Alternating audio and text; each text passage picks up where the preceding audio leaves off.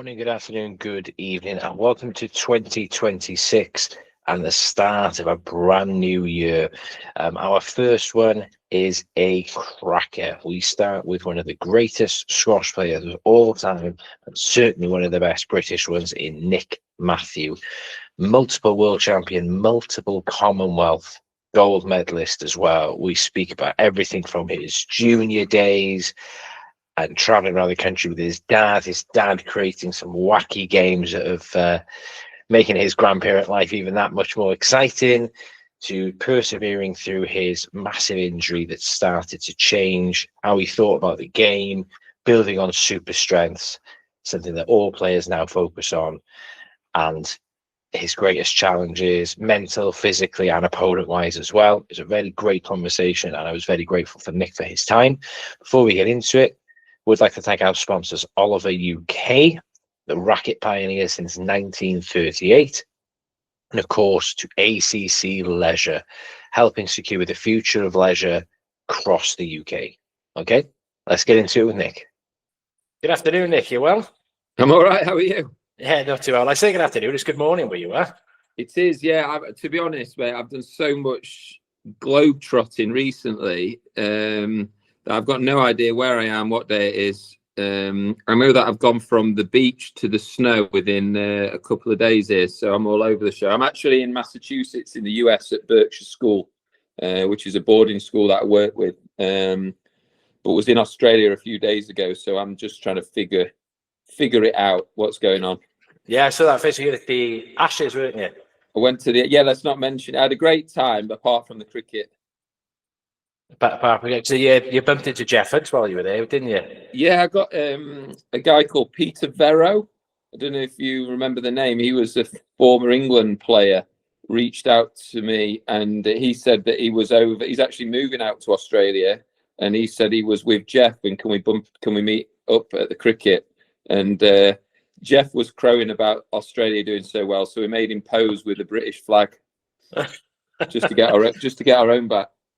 Did you have much of a relationship with Jeff at all, having obviously played for so long? I know Jeff reasonably well. Yeah, I stayed with him once when he lived in Qatar, and he really helped me actually at that time. I was sort of going through a little bit of a funny patch sort of in my early 30s, and where you sort of just trying to rediscover that hunger and that fight that you always had, you know, when you kind of maybe had one or two successes and then you're trying to think about how to scale that, you know, how to regroup and go again. And he was amazing, just staying with him for 2-3 days in between tournaments, and he sort of really people like him and Jonah are just sort of greats at the game, not just for what they do on, not what they did on the court, but just the way they are as sort of ambassadors and sort of just mentors, really. So hopefully one day I can be the same.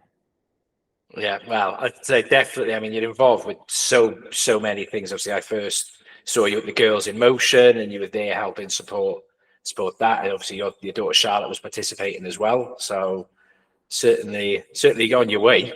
Well, I think sometimes you try and do too many things, and you end up spreading yourself a bit too thin. So I'm just sort of guarding against that as a bit of a New Year's resolution, you know, because sometimes you can try and say yes to everything and you end up achieving nothing, if that makes sense. But I try my best. Yeah, because just before Australia, you were in Hong Kong playing as well, weren't you? So you could have spread yourself thin. Honestly, yeah. That was kind of a fun one. Like, they asked us to do like a Legends tour, and it'd be amazing if something like that took off, because we had so much fun doing it. And the Hong Kong Football Club, if anyone's ever been or seen it, is just one of the world's best multi-sport clubs. It's just amazing. And, you know, a big part of that club and that event is the hospitality around it. And they basically just worked it out that the pro players are too disciplined in their routines and professionalism off the court, and they weren't socializing with the members enough. So they said, right, let's get 4 old farts in who don't mind having a beer with the members on an evening, doing a few clinics, going on a boat trip, all of these different things, cocktail party, brunch. And we kind of played, the kind of couple of matches that we played were all almost secondary, to be honest. It was all about the social. So that I did quite well with that one, and then managed to sort of take in a little bit of the tournament and a bit of coaching alongside it. So that was, sometimes you've got to have a bit of me time though, haven't you? Yeah. I mean, you say professionalism now. Kind of recall a story you wrote about in your book about a time you were in Hong Kong with Parky and Graham Ryding. Oh wow. With the going a bit too social in the evenings, and Yeah, Hong Kong can do that to you. You know, the night can get away from you before you know it. It's the next morning, because you were, and then from you've what got a match to play as well. You've got a match to play as well. Yeah, I imagine with you and Greg and Simon. Obviously, Miguel's still playing. I know he was in it, but he's still, and obviously doing very well as well. Yeah, I mean, we sharpened him up, to be honest. And I think, you know, it's his best result ever after playing with us for 2-3 days. So, you know, I think he needs to come and call on us a bit more often. The youngsters are not sharpening him up enough, obviously. No. I mean, what was it? First quarterfinals for like 4 years. So yeah, so that worked out well. He lost to Rosner as well in the Legends match. So Rosner's obviously playing amazingly well. But no, I think these days we turn into a pumpkin if we go past midnight, mates. So we have a couple of beers and then get to bed these days. And get to bed. Yeah, I spoke with Simon a few months ago, and it was as soon as 10 o'clock comes, Sean, I'm going to bed. Going to bed. Terrible. Yeah. But no, he's still competing all over the place. In fairness to him, not quite as world travelled as you yet, but I'm sure he'll get there. But honestly, I want to talk about a bit of everything, bit of your juniors, because I don't think, obviously, a lot of people will know you from winning your Commonwealth goals, winning the World Championships, but not a lot of people know, like, as a junior, you weren't like number one starting off. There was a post on Facebook the other week of the junior rankings from '92. Wow. Do you remember where you were in under 12s, just before aging up as well? So you were like 11. It was like the March of '92, so it was a couple of months. They only used to rank the top 20, didn't they? So I don't know, 19. Yeah, you were 12th. Okay, I'll take that. That's pretty good. Yeah, but you know, you think 12th, and then I remember reading your book, you were only like 3rd and 4th, sort of even moving up the age groups. Yeah, I think I might have got to 6 or something in under 14s, and then 3 or 4 in the under 16s. Showing our age now, because it's obviously 13s, 15s, 17s, isn't it now? But that was the sort of big jump in the day when you went from under 16 to under 19. That used to separate the men from the boys, so to speak. Yeah, very much so. And if you got unlucky and you were playing somebody who was like almost going to go up, and it was brutal. You're playing somebody with one of the whisper mustaches, and smashing the ball past you. Yeah. But, I mean, you did quite a lot of traveling with your dad, didn't you? And I remember in your book you mentioned about having a big map on the wall. So it must have been, you and your dad must have had a great time traveling around doing all that. Yeah, it turned into, from a map of the UK and sort of putting the pin in all the places that you've been, into sort of a map of the world these days. You know, I think to be honest, I think it's amazing to travel. You know, it's a privilege to be able to do it. Like, there's so many people who are not able to do that. And I think if you can kind of see the world, it really opens your eyes to a lot of things. It makes you appreciate how good home is, or not so good home is, or whatever, but it makes you really, I think being worldly is not a bad thing, you know, to understand how different cultures operate, obviously, and then just seeing the world. It's you know, been lucky enough to sort of carry a squash racket with me, and that's kind of been my passport, really. Yeah. Going back to your dad was a PE teacher, wasn't he? Yeah. And you did quite a lot of sports. You didn't just do squash, but he'd make up sports for you as well, wouldn't he? For you to. My dad was incredible. You see it now come full circle with the grandkids. You know, they just want to play with granddad. I can't get a look in, which gives me a chance to put my feet up. We go round to my mum and dad's for a rest, and granddad takes over. But yeah, it makes up sports. And the other day they were playing dodgeball with water pistols, for example, and yeah, they have a lot of fun. And same with me, we had a lot of fun, and he sort of disguised a bit of work in that fun as well. So sometimes we'd sort of do a track session maybe, but kind of always enjoyed it weirdly. And you know, it probably shouldn't necessarily be fun, and we'd always then do some throwdowns to finish off, or kick the football around or whatever. And yeah, there was always a bit of fun disguised as hard work. Oh, sorry, the other way around, a bit of hard work disguised as fun, or vice versa. And sort of a lot that he sort of nudged you in that direction rather than sort of getting you a headlock and forcing you to do it, really. Yeah. Do you think that's where because you're known for having that work ethic, especially in the gym, and see books called Sweat and Blood. Do you think that like started it all, is the fact that you saw doing all that as fun first? I think so. I think sort of, I read something the other day about if you exercise sort of around your kids, they understand that that's kind of normal. It's part of a kind of a healthy, balanced lifestyle, and then they kind of mimic those habits, right? So I think them just my kids now, them just seeing that you look after yourself and you try and take care of your body, and in terms of what you eat and everything like that, and in moderation, of course. You're allowed to cheat with things, and have a treat and all of those different things, but it's kind of just even these days, I still want to feel good about, you never regret a workout type thing. And it's my daughter just randomly the other day said, "Daddy, when can we go for a run?" And I was like, she's never, she said it as in, I've been denying her the privilege. Yeah. And she's never mentioned it before. And I went, "Hey, listen, we can go whenever you want," and it was like, "Yeah, I fancy doing that." And I said, "Well, just let me know when you fancy it next time when I'm back from this trip, and we'll go." And it was just a random thing that she brought up with no kind of pushing. I was like, "I'd love to do that with you," type thing. So yeah, I think it's good. Yeah, because your little boy is a whirlwind, isn't he? He doesn't seem to stop. He's a chip off the old block, shall we say? Yeah. Yeah. Did you? What's you and your kids' favorite game that your dad sort of made up? What is it? Yeah, have you got a favorite game that your dad like, and has it translated to your kids? Their favorite one is, in the summer they love the water piston one, but he's got this giant pack of they're like sponge mini tennis balls type thing, and we just play, like, dodgeball seems to be a popular one with those.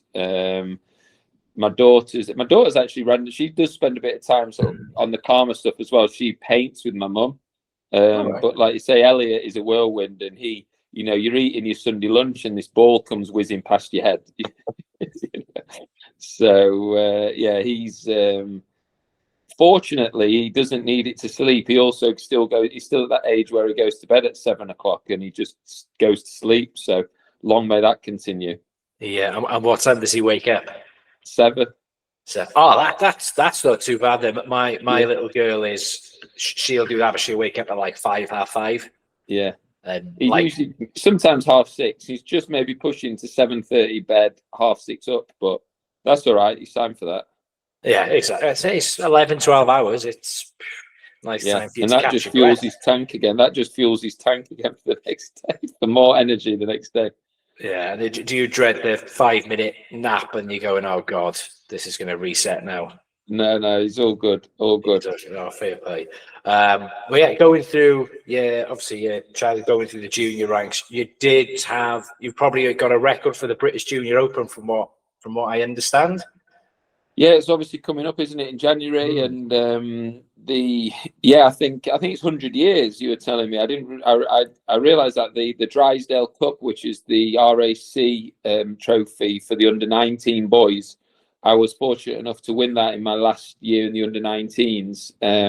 Having not won a national title, that was a kind of a bit of a random one. There's probably not many people who won that, but I didn't win a domestic title. I was a bit of an outlier there, but I think I was the only final still that we'd have to check, but I think I was the only walkover in the final. It was in Sheffield in those days, so we got Ong Beng Hee's food spikes the night before and put him in a bit of a pickle, so he couldn't make it. And then there you go, Nick Matthew, not English champion, but British Open champion. British Open, a bit of a random one, but I think that probably touched upon your previous point. There's a little bit of a late developer and sort of was coming into, at that point, I was very much set. This is what I want to do. I want to go professional. So the mindset was going in that direction, probably for the whole, the last 2 years in the under-19s. And whereas, when I was younger, I was doing it with a million other sports as well. Probably when I got to about 16, I decided, right, this is what I want to do. And I would say, you can't be semi-professional when you're at school. But when I had a coach who was very dedicated with me, in the summer holidays, in any half terms, I used to work at Abbeydale on reception, sweep the court, string the rackets in return for lessons. And then my granddad would buy me a lesson a week, my dad would, and I was just on the court, living at the club all the time, probably from 16.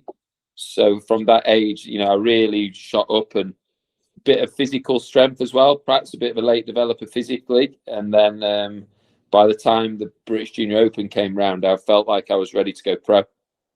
Do you think, was there a particular moment that made you decide to go and commit as much as you did, or was it just gradual? I wouldn't say there was one moment. I think it was a very gradual thing. I think I was very lucky as well. Around the age of 16, 17, the lottery funding started to come in as well. And not only did they support some of the younger players with some travel and some funding and things like that, but we had a bit of support off the court, sports psychology or a bit of strength and conditioning training, things like that. And one of the main hubs was at Sheffield Hallam University, which was kind of 5 minutes down the road from where I lived. So I was able to go down there from a young age, and they sort of taught me about what strengthening your body and looking after your mind and all of those different things look like. So I think, without realizing at the time, that was the on the top of the squash stuff, that was the onset of professionalism. Yeah, it's certainly well ahead of its time as well, because it's only been more of a recent thing, hasn't it? Like getting the psychology and everything as well behind it. I think at that time it was almost a little bit there was a stigma. I think it was an admission of sometimes would be, the older generation, it was, you see a psychologist if something's going wrong and you can't figure it out and you can't get past a bit of a roadblock. Whereas nowadays it's more of we understand that it's a gym for the mind a little bit more, and you're trying to further and improve, rather, just like you would your physical stuff. If you go to the gym, you go to a psychologist to work your mind, and that's probably where you can get some of your greatest gains, to be honest. So I think I was very lucky with the generation that I came through, that we just got access to all of those things that had not been happened before. Yeah, I mean, in Sheffield, I want to touch on a bit later, but Sheffield and the generation you grew up with, I mean, you talk about, I want to talk about it later on with people like Jessica Ennis-Hill and obviously the coaches moving, but that your generation of the athletes from Sheffield, just an incredible, I mean, from the Olympics point of view, you would have been 12th as a country in 2012. Yorkshire, I think, yeah. Yorkshire. I mean, that's, just incredible. I got a few questions I want to ask a bit later on that, but you turned pro in 98. So you had the people like David Palmer, John White, Jonathan Power, some, really big names. Shabana would obviously as well. What was it like for you transitioning from the junior stage to, the profession, playing people like them? Yeah, I think I was as prepared for it as I could be. Very different getting out on the world tour compared to the juniors, but I think I'd had a good, honest schooling from people who I'd worked with and people who were around me. I had a great coach when I was young called Mark Hornby, obviously my dad. And then when I was 18, I started working with David Pearson, who was my coach right the way through the rest of my career. And between them, I just got a great insight into, I was a bit of a sponge, really. Tell me more. Even at dinner, DP, all the stories. And I felt I went into the tour with my eyes wide open, that it wasn't going to be easy and that you'd need to learn a few lessons, but didn't want to be naive. That was one thing I didn't want to be naive. So I kind of thought, look, if you lose, it's not because you've not done enough research or anything. You're going to try and give yourself the best opportunity. And obviously I caught the back end of that generation, which was amazing, because they were the sort of old school, tough as nails. But obviously I started out lower down. So even just some of the smaller tournaments that you were trying to qualify for, and the 3Ks and all of that, just some honest pros who'd been on the tour for a while and were hard to get past, you know. So I think it was a good era just to come in on and get that real hard schooling early on. You didn't beat anyone in those days unless you were prepared to grind it out, type thing. So that was good from a young age. Yeah, and I think because you mentioned in your book when you first started working with David that he wanted to change your backhand because I think the word you used was it looked like he was sitting on the toilet. Oh, I can't use so many, but it was hard process to sort of change your game whilst trying to compete and trying to go up the rankings at the same time. They don't always go hand in hand.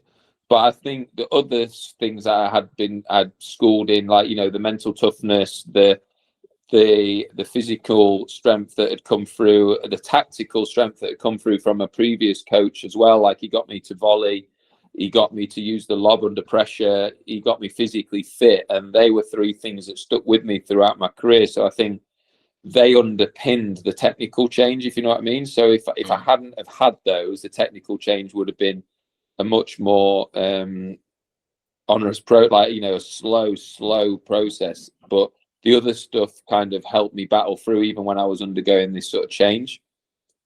Yeah, I imagine it being very tough. And obviously, as you were going through, you had your big shoulder injury as well. How old were you when you had that injury? That was a bit later. Yeah, I was like 28 when I did that. So I was top 10 at that point. So that was a lot later on. But I think that one was the difference between me maybe ending up as a really good pro, had a really good career, and then going on to win the things that I did. I think that shoulder surgery was a blessing in disguise at all the things I learned in that period.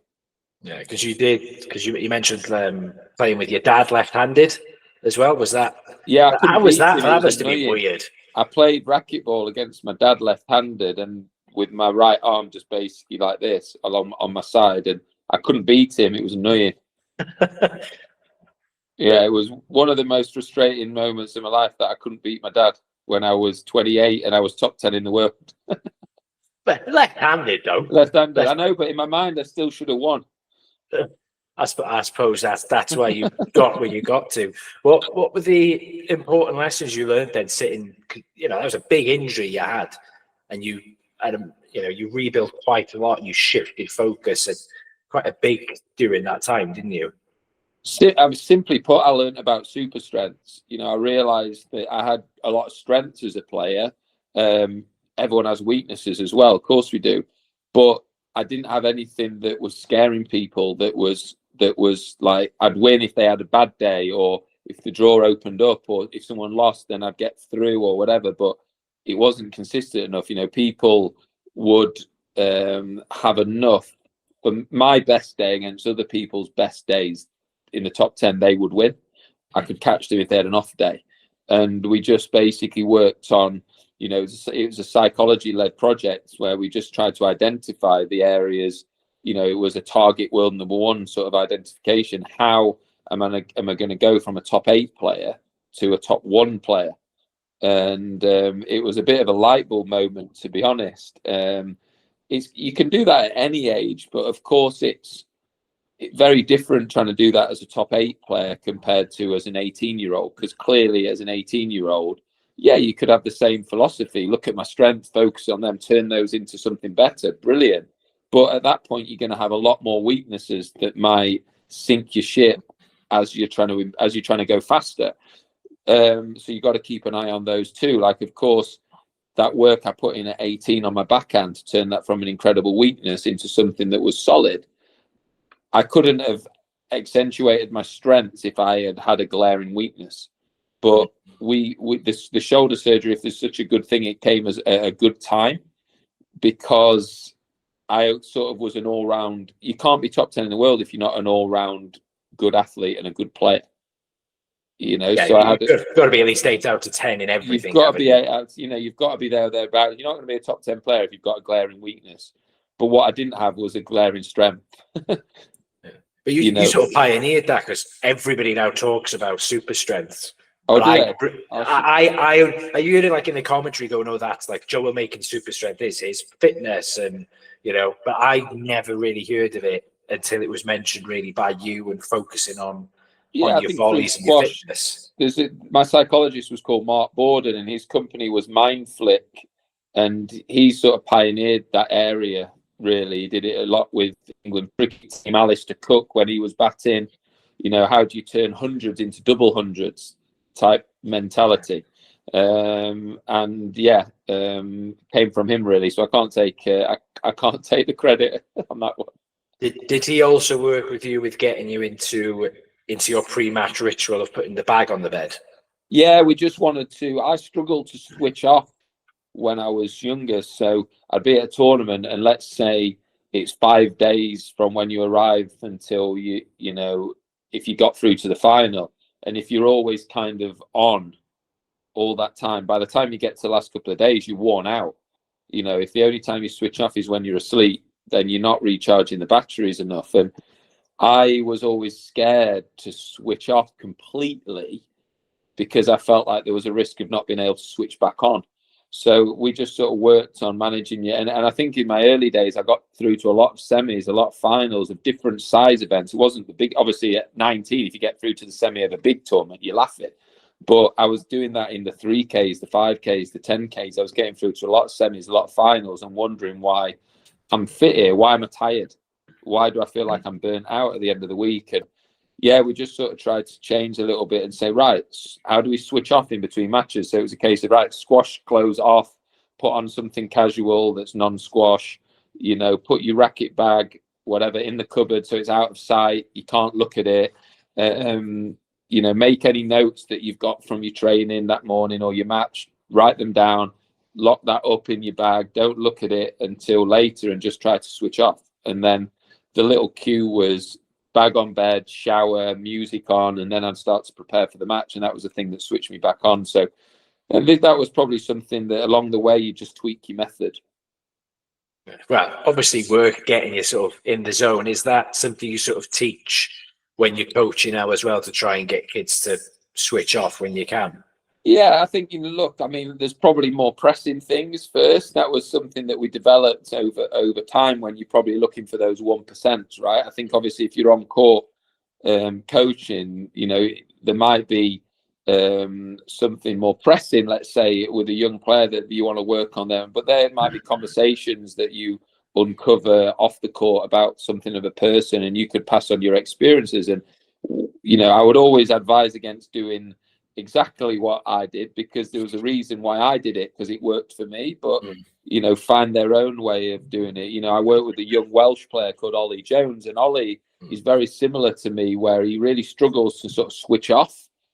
And we've just sort of spoken about maybe a few strategies similar to that, but he's very different from me. He actually finds doing a solo practice quite therapeutic, and he solos for about 7 hours a day.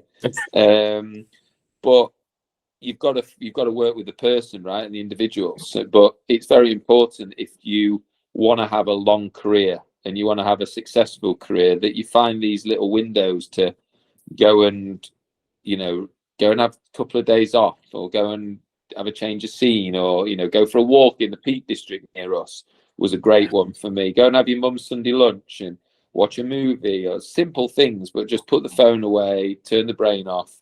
Obviously, the phone's a big one nowadays. You know, people are checking in between sessions. It's like, look, I used to actually physically turn it off when I was on court. Don't just have it in your bag on. It actually goes off. And that was a little cue that your brain was in like squash mode now.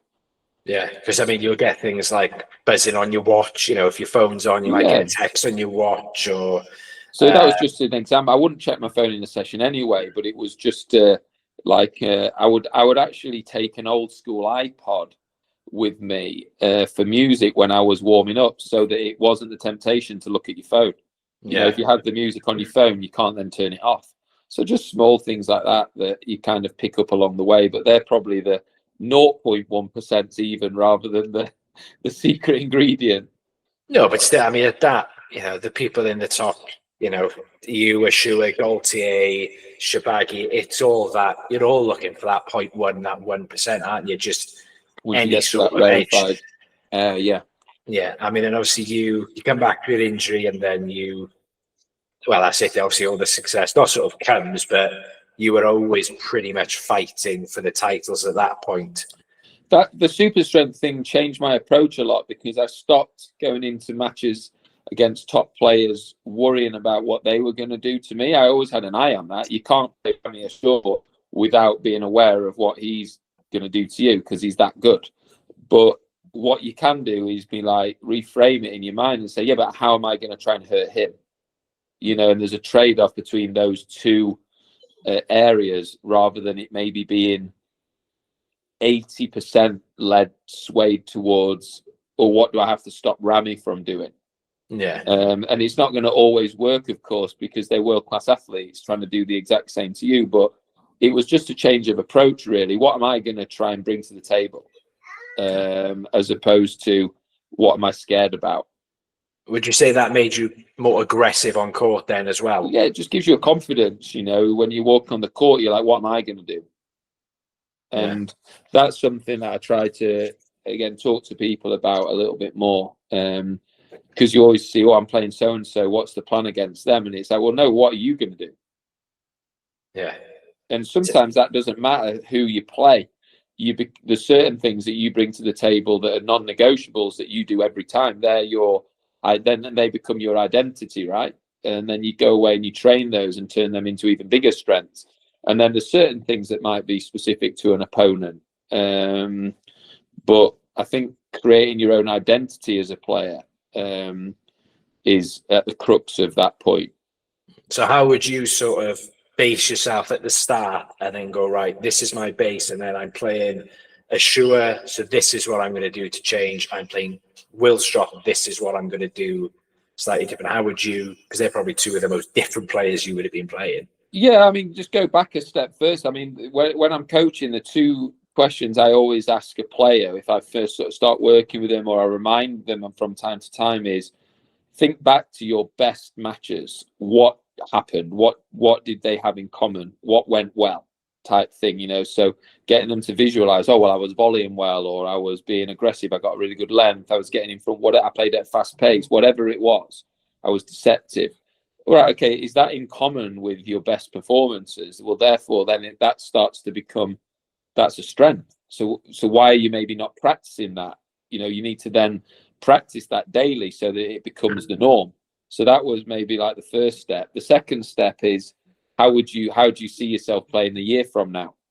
So it's kind of like, all right, well, I want to be this attacking player. I want to be this deceptive player. Right. Okay. Again. So we've got to evolve into that. You can't just click your fingers one day and say, oh, I'm going to start being deceptive now. I'm going to start being attacking. You've got to train that every day in, day out on the practice court and what you do. So I think those points start with those two questions. And it's always a rolling year from now, right? So I would always ask myself, like, even at world number one, the first time I got to world number one, I felt like I stagnated. I was too worried about, oh my gosh, I'm world number one now. I've got to try and impress everyone all the time. And I was worried about the wrong thing, stopping them getting better than me. Whereas the second time I got there, I was more comfortable because I asked myself that question again. Well, how am I going to stretch into this invisible, my psychologist called it, how do I want to improve a year from now? And hopefully if you do that, the ranking kind of the performances take care of themselves. What sort of things were you, once you got to world number one, that you were setting yourself as a goal a year from now? Yeah, I never really did. I never really had goals in the sense of that. I just was trying to get better as a player. So that's what I meant, as in, what were you aim, like a year from now, I want to get better at X? Yeah, it built around those super strengths. So my three underpinning super strengths became, so my two became the volleying. So I was always synonymous with being a volleyer, but that happened that was a strength in the juniors, but I didn't exploit it enough. It was almost as if, oh, I'm really good on the volley, so we don't need to practice it. We'll practice things I'm not so good at. So we always made sure that at the end of the start or at the end of every session, I did 20 minutes of volleying, only volleying, to start or to bookend every single session I did. So there was always a lot of volleying in there as a minimum. The other one was then my fitness, and that time out with my shoulder surgery enabled me to turn into a kind of a different athlete than what I was before. it was almost like you'd gone on one of those sort of like boot camps that you see the before and after pics. You know, I was a decent athlete before, but then afterwards you came back sort of ripped type. I mean, I've never been that type of, but I came back leaner and meaner type of thing. So there was always that. And then the year from now, then on the back of that became, well, I want to become more attacking. I want to become more deceptive. So then they were things that were perhaps weaknesses of mine when I was younger. And I had to consciously remind myself of. I wanted them to be naturally in my game without meaning to. So I would volley without meaning to. I never went on for a match thinking, you got to make sure you volley. It would just happen. But if I wanted to hold the ball, I always had to remind myself, oh, hold the ball off the back wall or something like that. And my 1 year from now was always, can I turn that into a natural part of my swing? Did you have a year where you sort of felt this is the best? Looking back now, that was the best version of me? Not really, because you sort of, you know, I was world number one, for example, for the whole of 2011. And I didn't think I was the best player that year. Rami was, but he was catching up some points after an injury, for example. So, you know, it doesn't necessarily go on your ranking or your titles. I think some of my best performances came 2013 when I was almost coming back, when you had Rami had come back strong again, Greg had come back strong again. Likewise with James, Shabaggy was coming up at that point, and I felt like there was the danger of, I'd had 2 world titles at that point, there was a danger of just maybe dropping off to a 5 to 8 player, and I managed to kind of go again, and I felt like that was a nice, if I think about my best period, probably around 2013, where I felt like I had that synergy between skill, experience, but also still had that enough youthful sort of physicality to me, that then perhaps when I got to 35, the experience then was going up, but the physicality was slightly dropping compared to, say, a Shabaggy. Yeah, I said, well, that's he's not called the Beast for no reason, is he? Yeah, Shabaggy? sort of subjected to a couple of beast mode matches, unfortunately, where he was just too strong at that age, and you had to then reincarnate yourself again. Yeah, but you can see him sort of changing into that mode now. You just say when he's using the experience and the tricks, and it's hard, yeah, very difficult to do, because everything that worked well before, you kind of have to reinvent a little bit. Yeah, but I suppose playing at that level is going to be changing all the time. But going back a little bit, your sort of peak sort of started like 2008, 2009 ish, and you had that you had the really classic British Open final with James, which I know is being documented loads of times, and you had the Chris Evans to blame for how fiery that match was. Do you want to talk with you? Because the interview was like an hour before the match, wasn't it?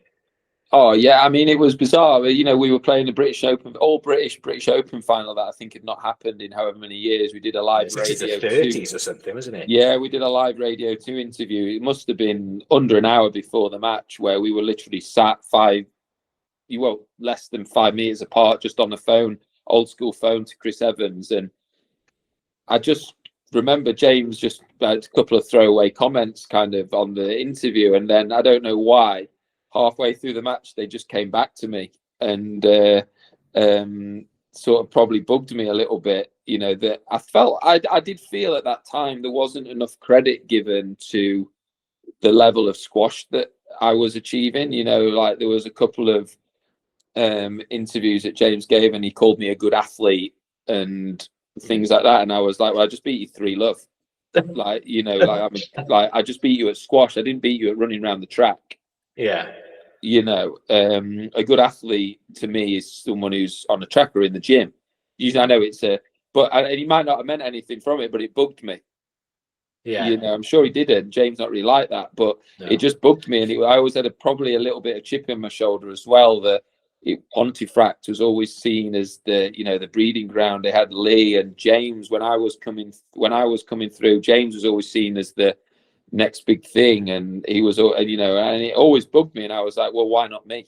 And I always probably just had a little bit of a chip on my shoulder. And in that match, unfortunately, that chip kind of came through. And I'm not proud to admit it at this point. Like, I think there's a line, and I probably crossed it in that match, where I was sledging him a bit like the Aussies at cricket and I was losing, and I'd been injured all week, and I was tired and grumpy and restless, and I was kind of like trying to play the mind games. And there was nothing. I've heard a lot worse on the court. When I was coming up and you'd play John White in practice, or I remember playing Billy Hadrill in Dutch League, the Aussie guy, and he called me all the words under the sun in the first 5 rallies. And I'm like, just going, I didn't even do anything. I'm just playing it, and kind of, it was, I just kind of just asked him. Ultimately, all I did was ask him if he got taught that block by his dad. Yeah, or that fish by his dad, and that was it really. And it's just sort of like, I've heard worse, put it that way. But it was a fiery environment, though, wasn't it? Because there was a lot of people from both Ponty. There's a lot of things, and it was a bit fiery, and it got a bit thingy, and then we didn't speak to each other for about 3 years after that. So all through the England matches and all the team championships and everything. So that was interesting time. But we think the credit to James was, I think we said this about each other. I think, to be fair, that there was no one, even in that time, there was no one who we would rather have play the deciding match for England than Jay. It happened a couple of times in world teams that I was part of where I'd actually lost to Rami at 1, and James was playing the decider against Darwish at 2. And he lost 1 and then won 1.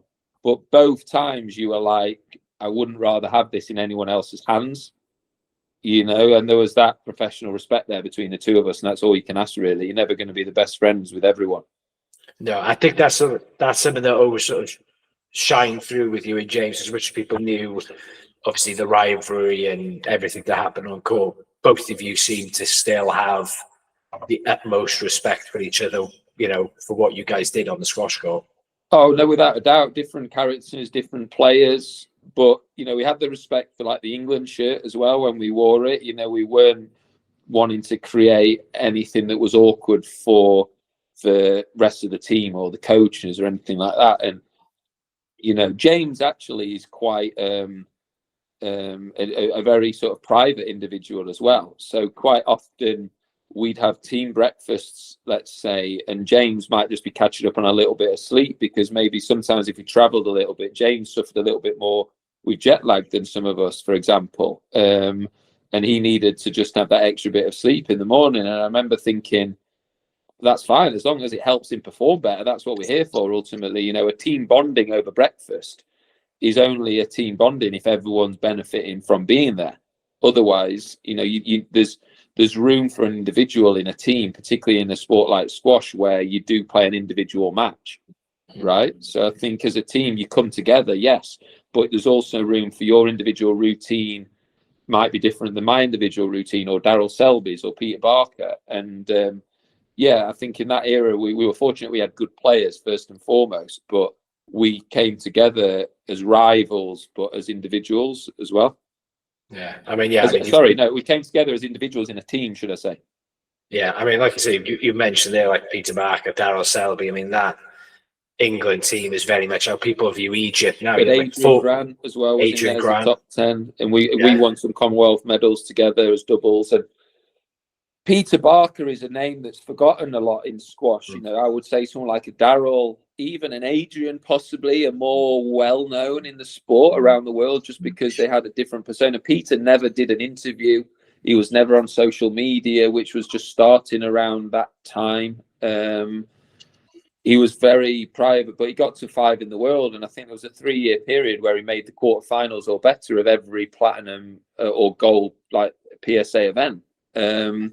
Right now, he would be a Joel Makin. Everyone talks about Joel Makin in Britain as being, our chance for an Olympic medal. That was Pete Barker. And but I think because we were lucky, we had myself and James. We also, in the women's, we had Laura and Jenny and Alison. We were so blessed, spoiled really, that someone like a Peter's almost, I always feel like he's a name that the juniors should go, any left-hander should watch him play and go, this is how you're solid. And become an unbelievably hard player to beat. Fit as a fiddle, strong, aggressive, and you can't go wrong by watching someone like him play about how he went about his business. Certainly wasn't giving any free points, was he? Oh no, I mean, like I say, he was a 5 in the world, 8 in the world on his bad day, and we're crying out for an English player like that now. Yeah, well, you got Bryant. I mean, Bryant's what, 13th in the world now, but I think. Been a while since we had. It's been a while. So obviously we've had the Shabagis, of course, but like an English player who's come through the juniors, come through the system, that's become top 8 in the world, it's been a while. So yeah, no, it has. Is there any that you've seen recently that you think might be able to break through, or is it? I mean, look, I wouldn't put the pressure on people by sort of naming them. I think the fact that we're looking at individual names rather than saying, oh, there's a group of players, is exactly the challenge that we face. But we need to do our best to try and get that pool of players who are all capable of doing it bigger, rather than it just being an outlier who jumps up there. Yeah, no, I totally agree. I mean, I grew up with Joel's same club, and if you look at like Wales's history, it's like one person for the male side. It's like one person every 10 years. Yeah, and that's fine. Definitely. Obviously David Evans, Alex Goff were the last ones. Joel's done amazing. Hopefully he can go on and do even more and start really consistently challenging for the titles and push for that world #1 spot, for example. Why not? He's come this far, kind of thing. But England, with the history of the squash that we've had since day dot, we've not done well enough in the last decade, for sure. Yeah, I mean, it probably doesn't help people like Egypt, obviously investing so heavily in it. Do you find that sort of? Yeah, but there's only one player from Egypt who can be world #1. We need to do more still. Yeah, we do. Look at how America are coming through, for example. I know, again, they've got the numbers game, but this is exactly it. You need those numbers to be able to, for the cream to rise to the top. Yeah, so in America, I put a lot of effort in. Obviously, they've got the university system seems to be thriving. Obviously, they've got players like yourself going over there. David Palmer situated there, John White. They've got the NSL, which I believe you've played in as well, haven't you? Yeah, it's a fun format, really good fun. Yeah. How did you find it as compared to? Because obviously, it's totally different to a normal league match, isn't it? Yeah, the stop-start nature of it takes a minute to get used to, because someone like myself, I like to warm up and I like to kind of be in a routine, and you kind of on and off with the substitutions a little bit more. So definitely takes a minute to get used to it, but I think it's great. It brings an extra element to the sport, and I think you need creative ways to keep furthering the sport to wider audiences. Yeah, no, definitely. I do want to touch on Joel, because obviously before we start, I mentioned I'd reached out to quite a few people. One of the stories I was given was, do you remember playing Joel in a league match in Yorkshire, probably about, 12, 13 years ago, in you played a home and away Barnsley, and you had a few words with him? Did I? Yeah, nice words. Oh, nice words. Okay, I was worried. Nice words, he was staying with a gentleman they called Brian, who now plays for my club. But Joel was staying with him, and whatever words you said to Joel really helped kickstart him. Do you remember what you said to him at all? No idea. No, I say a lot of things, unfortunately. Look, I mean, I would imagine it'd be on the lines of keep going, I remember when he was working with Rob Owen, Rob brought him up when he was sort of at uni, and he came and trained with me in Sheffield, and I was like, I'll have this guy back anytime. He wasn't ranked very high at that point, probably in the 250s or whatever, but I was impressed. I thought, his work ethic, what he was trying to bring to the table, the intensity that he played with, his work ethic, like I said, everything was brilliant, and thought he had a chance of doing well. No one can predict, of course, how far someone's going to go, and I think what Joel does now is he pays that a little bit forward as well. So I would always have someone come to train with me as long as they showed me the right attitude. And then if they I'd always have someone come to train if they reached out. But then if they showed the right attitude and everything, it doesn't matter if you won 3 love at that point or whatever, but they'd have you back. again. And I remember that Peter Marshall did that to me as a young player who had me back, even though he was battering me. I tried to do the same for that next generation. Joel does it now. Joel is inundated with all the players wanting to go train with him. And, you know, he hasn't got time for anyone who's going to waste his time. He trained people who go like Declan James, who is one of his favourite people, to train with people like Rhys Evans. He loves because he brings that energy. And I think it's up for the person who comes next to then, obviously, a lot with Jonah, that person who comes next to pay that forward again. I do think that's very, obviously, you do see it in other sports as well. But I think you get it a lot with squash. Like, obviously, you mentioned Oliver earlier. I remember seeing there's 2 posts of his that stand out for me. There was one where he he'd done the video of how you changed his swing. Like, it was specific to what you worked on in one particular session. Changing is still a long way to go. It's still a long way to go, but he just showed like how you done it in like 3-6 months, just the progress.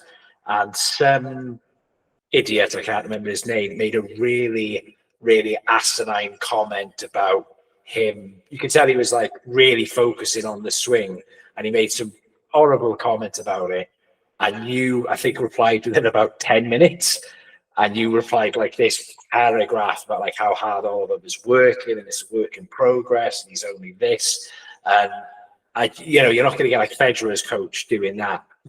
But I thought that was very telling. You probably just leave it, to be honest. But no, I mean, yeah, I think, look, like when you're a young player, like some of those things sort of go a little bit unnoticed, don't they, behind the scenes? And I think nowadays all your sponsors, they want you to put these things on because it drives look at somebody like Will Salter, who's progressing to a good professional. Like, I know that he's very sponsorable, if that's a word, because he's doing all these posts and everything like that, and his visibility, he's getting better in the rankings now, but his visibility far outweighed his ranking, at many stages, and probably still does, because of all the extra effort he's spending. Now, not everyone can do that.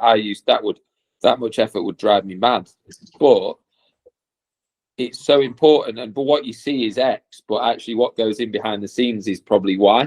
So I think, a lot of the stuff that Joel puts the odd bit on, but the stuff that goes on behind the scenes, people would be amazed at. The attention to detail and the work ethic, it would just be off the charts. Yeah, I think that's what you were highlighting in your reply, was he's showing you one of the things we worked on. And then there was another post he did which showed, I still don't fully believe it, but when he shows him first playing in 2022, and it's all over the place. Yeah. And then he put it forward to now, and it's still all over the place. It's still all over the place. But he's like, what is he, like 20? I like to keep his feet on the ground. Like to keep his feet on the ground. Yeah, so you had a few people over to play him and move him, haven't you, and get him shifted around the court. But when he put that up, you'd commented on it, a Salad commented on it, Will Stropp had commented on it. No, James doesn't do much on social media. I think it was a Sal and Rami were the ones. Yeah, so Rami's on it, and it was just like, there's not many sports where you're going to get world champions, current players. We've got to keep him grounded. Going. All the players, you got to stay grounded though, haven't you? Because there's always something. That he's come a long way, using him as an example, just in terms of just his mannerisms and his behaviour on the court as well, and all of that. He's learning how to be a professional on and off the court. So, but there's always improvements to make. There's always that year from now kind of analogy. Yeah, there's always that, but it's nice to see the support. It's nice to see, and it's nice to sometimes. It's nice to look back in the mirror occasionally, But then again, there's a reason why that the rear view mirror in a car is smaller than the windscreen, because you're supposed to glance back at it rather than sort of dwell on it, if you know what I mean. Yeah, well, that segues perfectly into the last couple of questions I've got for you. Looking back at your career, what sort of legacy do you hope that you've achieved in British squash? Gosh, I think one that you would be sort of remembered down the line, so you mentioned seeing Jeff Hunt at the at the cricket recently, Jonah Barrington, Jahangir Khan. I would love to be sort of mentioned years from now as being a sort of catalyst for the sport to continue to survive in this modern climate and hopefully thrive in the future. I would love to be still remembered by people down the line when I'm old and grey. I'm going a little bit grey, but when I'm older and greyer, that's it. That'd be sort of nice to sort of, people to see that you've given a nice, that you sort of tried to give back to the sport. You weren't just a good player. By what I mean by that, all those people, then they weren't just great players on the court, but they've sort of become ambassadors for the sport. So I'd love to be sort of thought of as that. And a little bit as well, maybe, which is not easy for a squash player, sometimes known outside of your own circles as well. And I think that some of the best memories I've had have been where squash got a bit of added publicity or added profile, where you went outside of the squash bubble. And I think any squash player that can break outside of that squash bubble at times, it's not easy. If a Jonah or a Joel can become known outside of squash, that's when you know that you're doing good things. Yeah, obviously you were exposed with that with Jessica Ennis-Hill and Anthony Joshua and the training partners. I guess then when it was on, like Question of Sport was a great tradition being on that.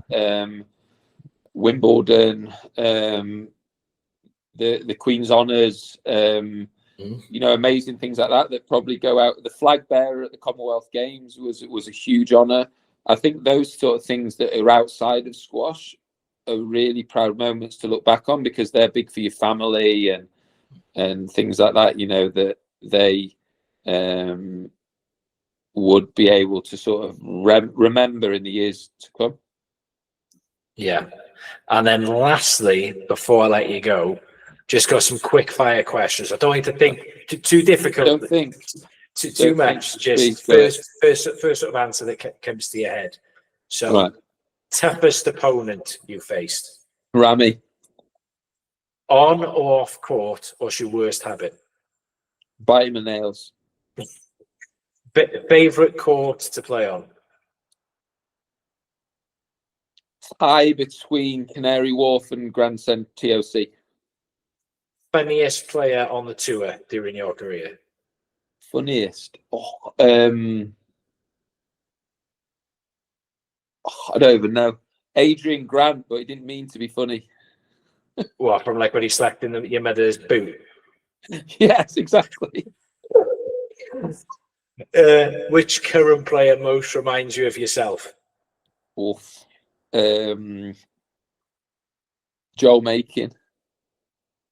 Worst roommate you've had? Worst? Sorav Gosa. Oh, really? I thought you were going to say Joey Barrington.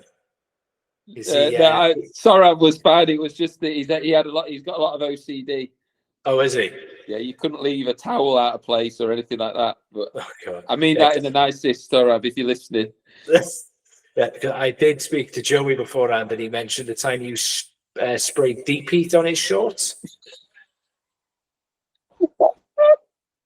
That makes me probably his worst roommate, not the other way around. Is there any story behind that, or is it just the heat of the moment? Probably just getting my own back from all the abuse I get on Scotch TV or otherwise. Who was your best roommate on the other side of it? Probably Adrian Grant. The next question you've already answered, which is most underrated squash player of your era. Have I? Well, you've said Peter Barker. Is there another one that stands out as being underrated? No, you're right. Peter Barker, but also Cameron Pilley. Like, it's an absolute. We were talking about this at the NSL the other week. It's a travesty that he never made top 10, because he's been to World Series finals and all of the rest of it. To the final of the World Series finals and final of Hong Kong and world teams with Australia. Like, how he wasn't top 10, I do not know. No, I mean, he could. I mean, he's still got. Have you seen the video of him hitting the world's fastest squash ball? Yeah, I mean, that's kind of irrelevant to him being underrated, but yeah. No, but like, he's probably more known for that, isn't he? Because it's such a. Yeah, he's a great player. But And then last question, if you could coach any current player that you haven't coached already, who would it be? Oh, good question. Male or female? Oh God, I can't even think. It'd have to be somebody who's not someone who's like number one. I like the idea of trying to take someone from around 20 who's still young enough to maybe come all the way through, but I can't think of people off the top of my head who's around that ranking. Do you think maybe somebody like with you saying, mentioning Cameron, somebody who you're looking at going, how on earth isn't that person, you know? Yeah, just someone who you could help maybe take to that next level. Maybe I can't think of one person off the top of my head, but someone who's got that kind of work ethic, but they just maybe need something tweaking in their game or unlocking maybe would be like favorite, but still young enough to kind of be open to change and open to adding on like an extra layer. Oh, well, building on their super strength, yeah? Yeah, exactly. Yeah, someone who's in that position, you know, for me, I prefer generally working with younger player who's a project, you know, like an Ollie, Reese, people like that, who you can really kind of help mentor as well as coach as they kind of go on that journey. And there's sort of less time pressure to make those changes because everyone wants that kind of instant fix these days. Yeah. Do you think that again goes back to your everything you've mentioned about looking a year forward, working on it long term? You see very, very much like you're not like very short term, it's everything is long term. You think that goes into your coaching as well? Possibly, yes, possibly, yeah. We've got to look at both, haven't you? Because you need those short-term gains for confidence. So, but you've got to also kind of see where you're going. Yeah. Well, thank you very much for your time, Nick. Really, really do appreciate it because you are you've got to be the busiest man in squash, surely. I don't know. I say you've been to what, 3 continents in a couple of weeks? Yeah, but home for Christmas is the main thing. Home for Christmas. That's the important thing. And I imagine the kids are excited to have you back for it. Yeah, I think so. If they remember what I look like. Remember what you look like. No worries. Well, thank you for your time, Nick. Thanks, and I'll see you hopefully at the British. Yeah, definitely. See you, mate. No, take care. Cheers. Bye. Now. And that's it. Thank you very much to Nick Matthew for his time. An extremely insightful conversation. I know I certainly enjoyed it. I hope you did too. If you did enjoy it, please like, subscribe, and share wherever you found us. It helps other people find us too. Before we go, I'd like to thank our sponsors, Oliver UK, Racket Pioneer since 1938. If you're an England Squash member, you can get 20% off everything. Just go to the membership portal to find the code. And to ACC Leisure. Like Nick, they are a champion and they are great when it comes to all sort of works, no matter what flooring needs you have. Reach out to them. I'd be more than happy to help. And next week is another exciting one as we speak to European gold medalist, European squash team gold medalist, Grace Gear, on her career, where she hopes to go, as well as her social media, which has grown tremendously. She's doing some really exciting things there. And it's great to see such a honest and fantastically hardworking person succeeding so well. And I look forward to my conversation with her next week. Until then, take care, and we'll see you then.